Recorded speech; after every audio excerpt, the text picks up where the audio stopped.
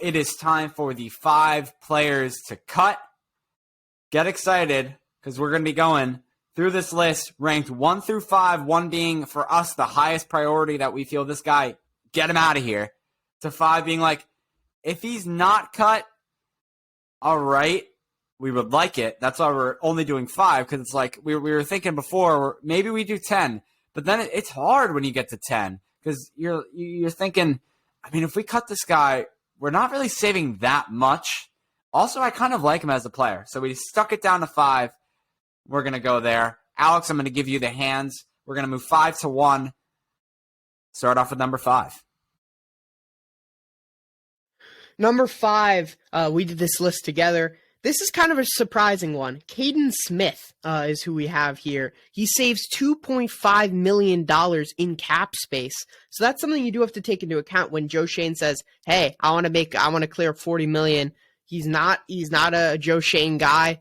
He hasn't really contributed much. He obviously has that nice connection with Daniel Jones. Is Daniel Jones here long term? There's just a lot of, things with Caden Smith that you're looking at his rookie contract and you're like, $2.5 million, we could get him off the team, and that's a decent chunk of money for a tight end that maybe we could draft 1, maybe 2 tight ends in the draft at a lower rate, sign a UDFA, possibly something like that in this extremely deep tight end class in this draft. So definitely someone that I think probably will get cut that some people are just not talking about. The rest of these guys I think people are talking about. This is kind of like our hidden sleeper one.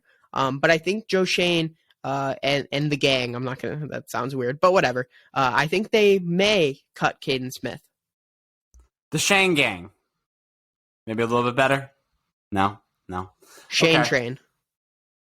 We already knew that, though. You're trying to come up with something original here, Alex. Not really working.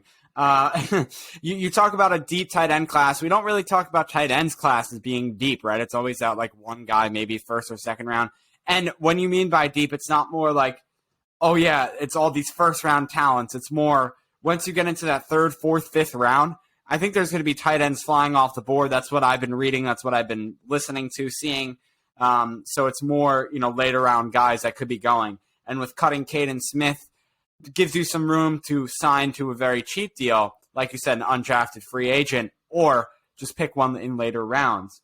Moving on to the number 4 player here ranked on our list, Devonta Booker, the backup running back, the first Giants free agent signing last season for who knows why. I guess very much liked by Dave Gellman maybe and Joe Judge when they were here, while they're not anymore. Maybe you want to cut him. If we do decide to do so, that leaves $2.1 million in savings. And then you got a guy in Saquon Barkley who his future is still up in the air, although it seems like Shane and Dable are going to keep him around for at least one more season. So all the Giants wanting us to cut Saquon or trade Saquon doesn't look like it's happening in the near future.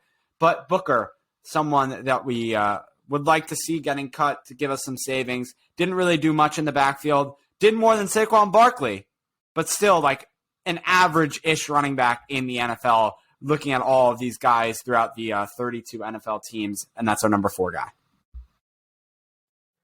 And number 3, we got Riley Dixon. He saves you $2.5 million in cap. We just signed Jamie Gillen, former Bill, former Brown, similar type of punter, both not exactly great, but Riley Dixon saves you $2.5 million.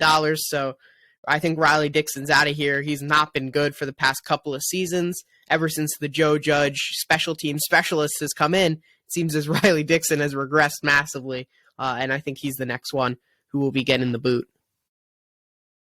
Well, I mean, when we brought in the Gillen guy, or however you pronounce his name, the first thing you said Jamie to me... Gillen, I think. Jamie Gillen, yeah. When we brought in the Gillen guy, you were like, he sucks, by the way. Like, that's the first thing you said. I was like, oh, thanks. Real confidence in our punters. This is like we have it at number 3 because it's not our highest priority because it's just so obvious. Like, this shouldn't even be a question for Joe Schoen and his front office. You're bringing in all these guys. You're hiring all these guys that are supposed to be progressive new minds. Well, the new minds should know that to save $2.5 million, all we have to do is cut our punter. Like, it's not that hard. And Riley Dixon hasn't shown you anything on the field besides bad punting, yards per attempt, things of that nature, yards per punt. Like, the stats show how bad he is. Should be easy. Anyway, on to number 2. We don't need to stick so long on Riley Dixon. Sterling Shepard was supposed to step in when Odell Beckham left years ago now. Has had injury troubles throughout his career, concussions, leg injuries. It's been really bad.